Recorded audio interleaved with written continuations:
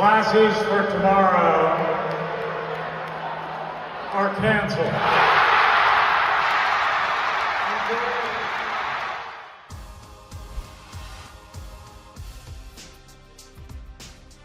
Classes might be canceled at UNC, but we are ready for takeoff here from the Space City as College Game Day returns to Houston for the first time since 2019 and just the second time ever.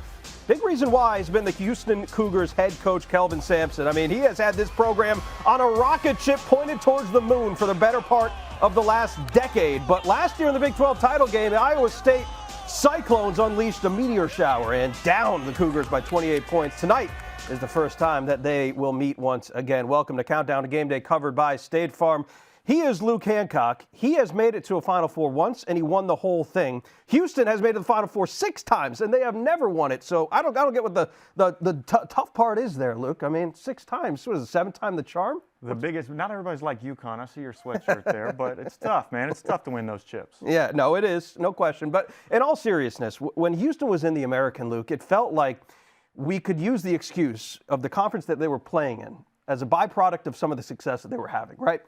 Same can't be said in the Big 12. Last year, they win it by 2 games in their first season in the toughest conference in the country last year. This year, again, they have a 2-game lead. What do you think is the biggest difference between this year's team and last year's Houston team? Well, the Houston teams that I played when we were in the American, completely different than they are now. We know Kelvin Sampson's teams are going to rebound. We know they're going to play defense. But the big difference with this Cougars team is how they score the basketball. They've got guards that can not only pressure you and create the easy offense, those live ball turnovers that lead to the showtime dunks on the other end, but they can shoot. They can throw it inside and have a post presence. They do a little bit of everything, honestly, on the offensive end. That's what makes this team different. Talk a lot more about this Houston team and this game in just a second. But we did have Andraya Carter in studio with us earlier in the year. We asked you, Dre, where is one place you would want to go this year for College Game Day? You told us Houston. So has it been living up to the billing so far? Spoke this into existence because I did say I wanted to come to Houston. I've been high on Houston all year long, and everybody showed up. This crowd is crazy. You can't see them over there, but they're going crazy too. They're excited. The fans are here. And I'm going to say, my friend right here, Trenton, has been going crazy the entire morning. Yes, this, all this, that, this, this.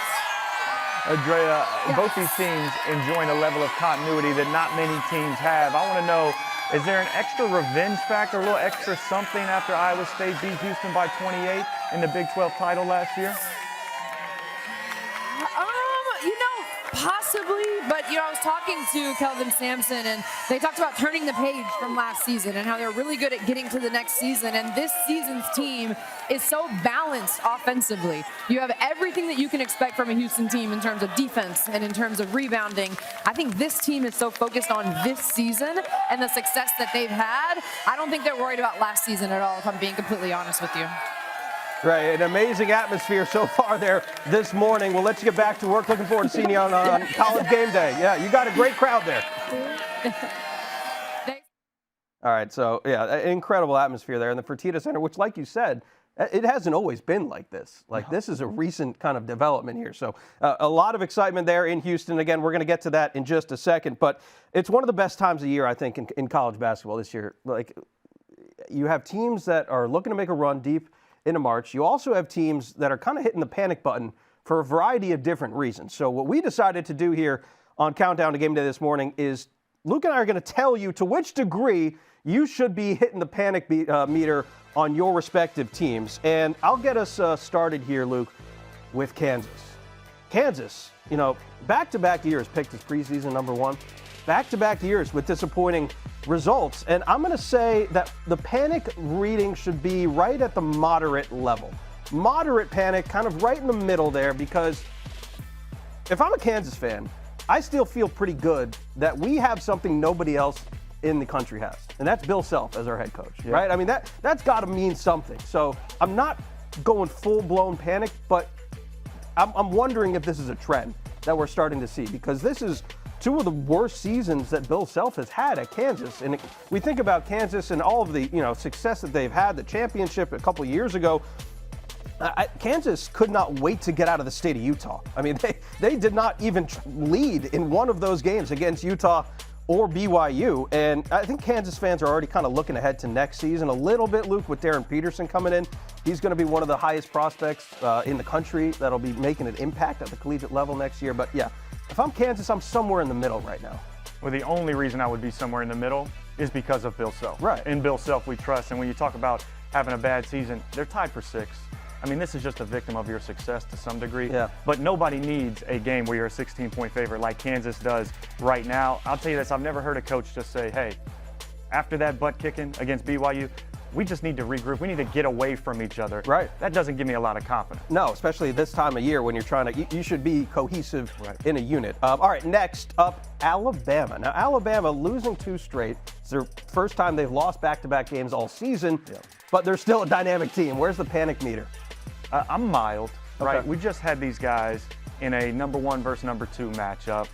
This is still a fantastic team. Analytics love them. I know Nate Oates is all about the analytics, but the hard hat mentality has to start showing up on the defensive end. I mean, these last 2 games, you've given up 110 and 94. Mm-hmm. Now, those are 2 great teams. I get it, but the defense has to show up a little bit more.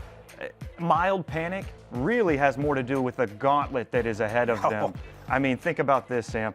UK, Mississippi State, Tennessee, Florida, and then you finish it off with another electric matchup against Auburn. Good luck, right? I mean, if you win 3 of those 5, like that is considered a success, I think. Big time. The defense, a little bit concerning, I think, for Alabama, but ever since Nate Oates benched Mark Sears late in January against LSU, he's averaged 20 points per game and about 5 assists per game. So I think that makes a bit of a difference. They need him to continue to play like he has. Bench is a motivator sometimes, right? It is. It can be, yeah. I saw a lot of the bench when I was playing my sports. All right, so UConn is up next. And as the resident UConn fan here on this show, I'm going full-blown panic because we don't know any other way. We embody our coach, Dan Hurley, and I think he said in his post-game presser after the Villanova win earlier in the week, he's like, my Oura ring has been screaming at me because it's just been up and down season for the back-to-back 2-time defending national champions. The defense has improved a little bit, but they've had some health issues.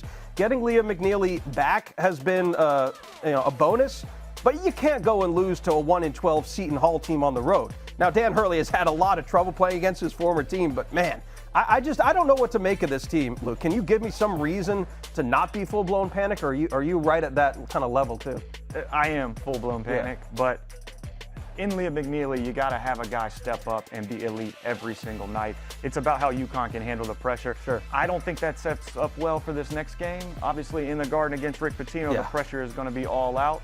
But we got to trust the 2-time champs that they're going to put themselves in a position to three-peat. Yeah, and they do tend to play a lot better once they get to the late February, March, and into the Big East tournament. All right, next up, Purdue. Do we need to be panicking about Purdue because they've had a lot of success in the Big Ten over the last couple of years? Yes, they have, but something's different this year, and that's the absence of Mr. Zach Edey, right? A 3-game slide is the longest in 5 years. You're right, this team has been elite. Yeah. But when you talk about their defense, they just don't defend the paint very well. And you might look at it and say, all right, well, Zach Edey's not there. They don't have the shot blocker. But when you watch especially their last game, it's about these guards and the dribble penetration they give up to get inside the teeth of the defense. And they're also turning the ball over way too much. Yeah. I love seeing Michigan State get out and run in highlight reels. Purdue did not like seeing that. It let them get out and transition and create too many easy shots. 3-game slide is the longest losing streak for the Boilermakers in 5 years. That's wild. Isn't that wild? It just goes to show you how good Coach Painter has been in this program. All right, next up, Illinois. I'm kind of mildly panicked about Illinois. Illinois is an interesting team. Yeah. Like everybody seemingly in the entire country, they've gotten sick over the last 2 or 3 weeks. Me too. Right, everybody has. So they're going to get some of those players back. You lose by 21 points to Wisconsin on the road. Look, Wisconsin, it could very well make the Final Four this year. I'm not going to, hound on that, but they have lost 2 straight, 3 of their last 5. And, oh, by the way, they're 10-point dogs going up against Duke inside the Garden today. That doesn't make me feel great if I'm an Illinois fan, but I'm still confident a little bit because they have some opportunities left on the schedule to turn it around. They still get to face Michigan, and they still get Purdue. You have Kasparis Yakachonis. I like this team. I'm just not totally sure that I'm all bought in, but the pieces are there. The pieces are there. I agree with you. Kaspers is the man. Yeah. I love Will Riley next to him. Those guys can really create shots. Kaspers is elite in the pick and roll, a great shooter. My thing is they could really lose 5 of their last 6 games. Now, all to great teams, top 15 matchups, but they're not playing their best basketball. You're kind of beaten down with this flu thing going on. Right. That you might get over it in a few days, but you're not really over it for a couple weeks. This team has me nervous. I might even be bumping this one up a little bit. Uphill sledding for Illinois going down the stretch. Speaking of uphill sledding, North Carolina, it's been a battle all year long for the Tar Heels. So let's take it to your ACC. I mean, where's the panic meter reading right now for the Tar Heels? You got to go serious. Yeah. This is a big one. Yeah. You know, Hubert Davis has been here before. You know, 2/3 through the season when they went to that national championship game and played Kansas, I was thinking maybe these guys might not make the tournament. So they've turned it around. R.J. Davis was obviously on that team and is an incredible talent. I have faith that he's going to get these guys going. And if you want a little bit of positives, the schedule sets up where they could really make a run, ride a 6-game potentially win streak into that Duke game. And if we get Carolina-Duke in the last game of the season with Carolina's tournament life on the line, I'm in for that. No question. And again, like they have the talent. That's never been the question of this team. It's just getting it all together and making it go in one direction. I didn't think we would be here with 2 of the most recent national champions, and Kansas and UConn both hitting the panic meter here in 2025. But it just goes to show you how hard it is to stay on top of that mountain once you get there. But nevertheless, speaking of that mountain, that's exactly where Missouri and Caleb Grill are sitting right now. They're sitting pretty. And Caleb joins us now here on Countdown to Game Day. Caleb, thanks for waking up with us early on game day. Yeah, I appreciate you guys having me. I appreciate you joining us. Look, you guys have been one of my favorite stories to follow along this entire year. Obviously, you go from winless in the SEC last year. You've already got 20 wins on the whole this year and likely going to the NCAA tournament. We talk about it every week because it is such a great story, but what's it been like to live it? It's been real exciting and fun just because of what happened last season. Doesn't dictate this season. We came in with a different mentality, and we didn't talk about anything about last season. We just moved forward with the players we had on our team that came back and with the newcomers that came in from the high school recruiting class and the transfer portal. And we just kind of built our own identity within ourselves, and we did that in June, and we've been doing that every single day. We've been doing that every single day since we've got here together. We've just built a really tight unity and culture with one another, and I think it's been showing on the court with how we are on the court, and then especially like after the games. Caleb, that's a great macro look at this season for you guys, but I'm going to get a little next level. That upset win against Bama, give us a little insight on what the environment was like there, and then was there just a little bit of you, just a little bit, that wanted that court storming to go down and wanted Coach Gates not to say that? Of course, the environment was electric all night, and I wouldn't doubt if all the fans wanted to storm the court that night just because of how the game was played. I think just from a basketball standpoint, it was one of the most electric games, like from an environment standpoint, but also with the way we played. It was 110-98. You don't typically see a lot of college games that are being played that way. So I just think from a standpoint of the fans' experience, you don't see too many college basketball games like that. And I think it was just such a high-level game that maybe they wanted to get out there just because of how the emotions were playing throughout the game. You guys are on the road tonight against Arkansas, and that's a tough place to play. Bud Walton Arena is difficult. Yeah. Luke just mentioned it. I don't know if there's been a tougher place to play for opponents to go into the Mizzou Arena this year. Can you just kind of talk about how electric it has been? I mean, you've played all over the country, but what's it like in Mizzou Arena, especially over the last couple of weeks? Yeah, I think it's a place where we can elevate it and make it a real home court advantage across the country. And I think it just goes back to, I would give a big shout out to the Antlers because those guys are at every single game and they're like kind of the juice that drives the force of the arena. And then when we got the win versus Kansas in the non-conference when they were #1 in the country, I think that's what really elevated and got the fans excited to keep coming back for more games. And, you know, since then, we've only lost one home game, and it's to a really good Texas A&M team, but we beat a couple other ranked teams at home, and including Alabama, who is #4 in the country. And I just think their energy that they bring for us every single night helps us elevate us on the court to play at an even higher level. Caleb, man, you've been playing at an unbelievable level, especially that last game. When your team wins, Caleb plays well. How much pressure does that put on your shoulders to deliver every night?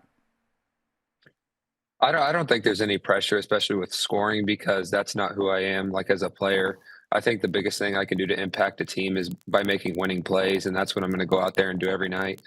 Some nights it's gonna be my night where maybe I have 20 points, but then there's gonna be other nights where we got other guys like Mark Mitchell, Tamar Bates, Anthony Robinson, Tony Perkins, Jacob Cruz, Marquez Warwick. I mean, the list just goes on and on of guys who can score 20 points. So I just think of doing the small things on the offense and defensive end that try to help get those guys going too, is what makes us really tough to beat because we're such a well-balanced team. So from a standpoint of how much pressure it is, I wouldn't say I put myself in any type of pressure to perform on any night. Caleb, really appreciate you hopping on. Best of luck against the Razorbacks tonight. Good luck, Caleb. Yeah, thank you guys. Thank you guys. I appreciate it. You can catch Caleb Grill and the Missouri Tigers, again, 8 Eastern time on ESPN. But before we get to that, we got a lot of collisions that will take place, including a top 10 showdown in Aggieland, Texas A&M and Tennessee. That's a top 10. Well, Red Raiders are going to host Houston on Monday, but first they're going to try and bounce back from a loss against TCU in the midweek. Georgia listed as one of the first 4 teams out, according to our friend Joe Lenardi. They get number 1 Auburn on the road, Kentucky and Alabama as well. A top 20 showdown on ESPN. It's our favorite time of show when we bring in Jay Williams. We got Luke Hancock here, 2 national champions. Connecticut State Cup soccer champion here at 16U. So I digress, nevertheless. But Jay, let's talk about this Houston team. I mean, they have won their league in 5 of the last 6 years. The only year they didn't, 2021, which was that weird COVID year. What do you think makes this iteration of Houston different from the last couple of years? Their ability to shoot the ball. I mean, they're shooting 39% from the three-point line, and they have a variety of three-point shooters. It's, you know, look, when you gave me that great intro, right? I got a chance to watch Luke Hancock and their team play. Like, one of the things that you couldn't do against Louisville was that, you know, you had to stay home on shooters. So it opens up more lanes and more gaps for guys to drive. Now, we know Houston's defense. We know how defensive efficiency, they've been top 10 going on the last 5 years. They're always one of the best teams in the country. But I think offensively, them on approaching top 20 offensive efficiency is a really big thing, because now with guys like Sharp and guys like LJ Cryer, they have floor space, and that opens up lanes, and that's something that I think has been lacking before with these Houston teams. That's a differentiator, I think, between this team and teams before. Yeah, they definitely have had the uptick in scoring. Houston's defense has not changed that pressure. When you look at Iowa State with 2 lead guards out, tell me how the game plan has to change with Iowa State going against that Houston pressure. Well, I think you always look, you got to take care of the ball, man. And the thing is, like, you know, I've heard JB talk about it and Seth Greenberg talk about it, almost like a boa constrictor, right, with the way they play defense and the way they get after you. I think taking care of the rock is one of the most important things. I think you have to pick your spots. You know, the beautiful thing about having a chance to win a championship is you have to do it in a variety of ways, right? So it's, you have to have different styles of play, different styles for different fights. And I think for Iowa State, controlling the pace of this game, picking their spots when they get out in transition, but taking high efficient shots and taking care of the ball, which doesn't lead to Houston offense. Very rarely, Jay, do we see out-of-conference matchups this time of year, but that's exactly what we got at the Garden later tonight between Duke and Illinois. These 2 teams entering go in different directions right now. What are you going to be keeping an eye out for in this matchup?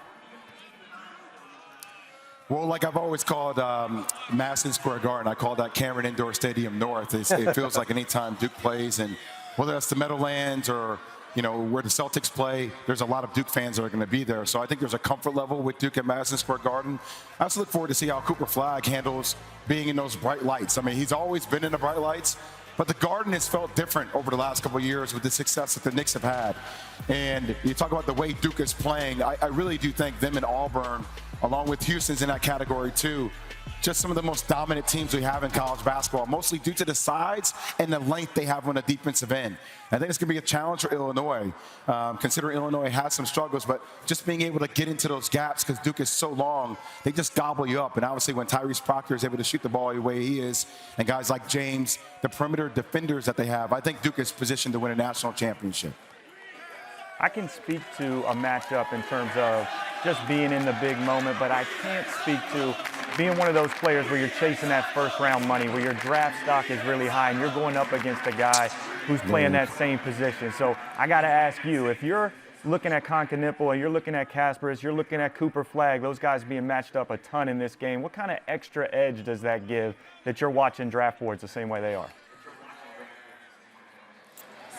I love that you asked that question, Luke. I really do. Anybody that acts like after games, these guys aren't going to the draft boards or these guys aren't getting, insight from their agents or their teams, you're just mistaken. And when you see certain matchups on the schedule that you just look forward to because you know it's going to be an event. Like this game at Madison Square Garden is going to be an event. And for the guys that you just made mention of, all kind of hovering around similar positions, not the same because they're all different in different ways, but these are the matchups that you look forward to because you know that everybody's going to be paying attention to it, but also, Luke, you're a competitor, right? Like I think we both were a little bit different in that category with how we look at these things. There were games, I'm sure, when you looked at your schedule, you're like, all these games matter, and I know it means something, but this one in particular, like the stage that it's at, I want this one. And I think Concanipple, I think Kasparis, I think Cooper, they're all built that way. So I look forward to seeing how they handle that. And there's extra jitters that come along with playing in Madison Square Garden. It's going to mean something for these guys. And these are the games I live for as a player. When the spotlights are on, it's on prime time, everybody's paying attention to it. This is where I always like to snatch the heart of your opponent. So I want to see who's going to snatch the heart of their opponent today. All right, Jay, we got to get you out of here. We'll wait for the shot for next week. We apologize to Peter. I know you made your friend Peter, but we got to let you get back to work. We appreciate you hopping on with us.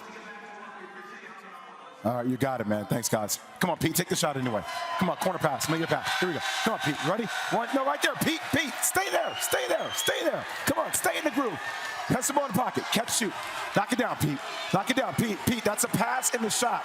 Pete, that's a pass in the shot. Oh, man. Oh, Get in there. All right. Yeah, no weapons. Thanks, Pete. Well, Pete didn't make the shot, but Cooper Flagg made a lot of them. That leads us to Magic Moments covered by State Farm. On Monday against Virginia, Cooper Flagg became the first ACC player to eclipse 500 points, 100 assists, and 30 blocks in a regular season in the last 25 years. I feel like we will be using the Cooper Flagg and first words. They're kind of entangled at this point of the season. But where do you think Cooper Flagg ranks amongst all-time freshmen, at least where we stand today, Luke? Yeah, he's elite. He's right there with the best of the best. And I'll tell you, you look across the board at how he's a stat sheet stuffer. Yeah. And what he does is incredible with assists, steals, block shots, rebounds, points. And you could go compare those with the all-time greats. But as far as being a complete player, he's as good as ever. But what puts you in that next category? If you want to be an Anthony Davis or a Carmelo Anthony, what's the one thing they have? You got to win it. Yeah. They were the freshmen that were the centerpieces of those teams, and they led them to win it all. Yeah, that is the key differentiator, I think, between a lot of the great freshmen and the truly elite special freshmen that we have seen in college basketball. But we have seen some freshmen make impacts on some really important moments in key teams, that just hasn't been the trend over the last half decade. So give me another freshman that has caught your attention this season. Well, fitting for a guy like you with that sweatshirt on. Yeah. But I'm thinking impact freshman. I'm thinking Liam McNeely. This team, this UConn team, is going to go as Liam goes. He's been incredible in this 4-game stretch since he's been back from injury, averaging almost 22 and almost 10 rebounds. He's a guy who brings the competitiveness. I can't say it's quite to Dan Hurley's level, but it's close. It is. Think about a Cam Spencer mentality it. from last year. He brings that back-to-back championship swagger, can obviously score the basketball, but he's a leader on this team. And if UConn's going to make their run, it's going to be on the back of Liam McNeely. They missed him for the 6 to 8 games that he was out, and he is that kind of tenacious player that provides some of that oomph that you need on the court.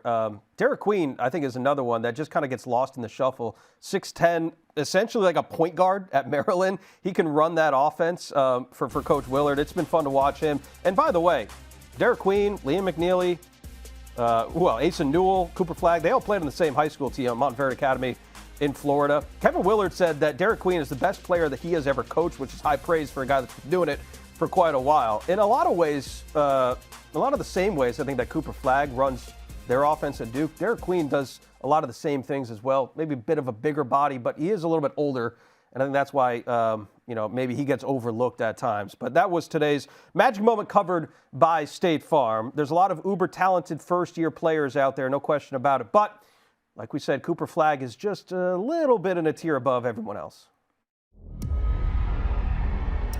Cooper Flagg is a consensus #1 overall pick. The dude is a generational talent. I don't think we've seen the best out of him yet. When you look at men's college basketball, Cooper Flagg is what it needs. Cooper's unique because of his combination of natural talent and athleticism, but it's really his amazing competitiveness. It's who he is all the time. He doesn't turn it on and off. Oh, blocked by Flagg. Flagg off the glass and good. Flagg for three. He competes every day. Versatility, 1 through 5, he can guard. When we step on the floor, we feel we have the best player on the court.